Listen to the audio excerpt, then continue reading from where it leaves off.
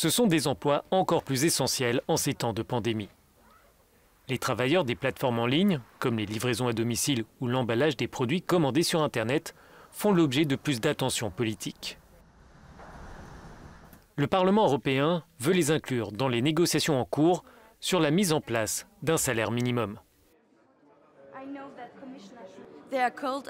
On les appelle auto-entrepreneurs et ils ont les pires conditions de travail. Ils ne touchent pas de bons salaires, ils n'ont aucune sécurité dans l'emploi. Pour moi, il est important de donner un cadre et qu'on les considère comme des travailleurs et qu'ils puissent s'unir en syndicats et défendre des accords collectifs pour de meilleurs salaires. Le Parlement européen s'est prononcé cette semaine en faveur d'un salaire minimum. Le texte, présenté en octobre par la Commission européenne, veut lutter contre la précarité pour ceux qui disposent d'un emploi.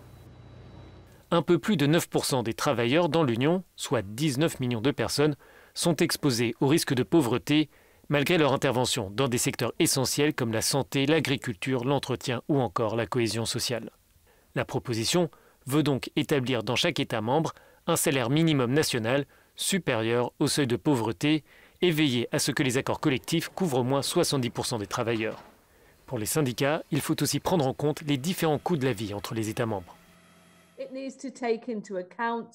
Il faut inclure le coût des locations, combien coûte un panier alimentaire, est-ce qu'il y a des aides à l'enfance. Par exemple, en Bulgarie, le taux horaire est d'environ 2,50 € de l'heure.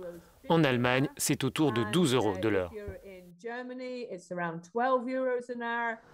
C'est maintenant aux 27 ministres en charge de l'emploi de définir leur position avant d'envisager une application par les gouvernements dans les 2 années suivantes.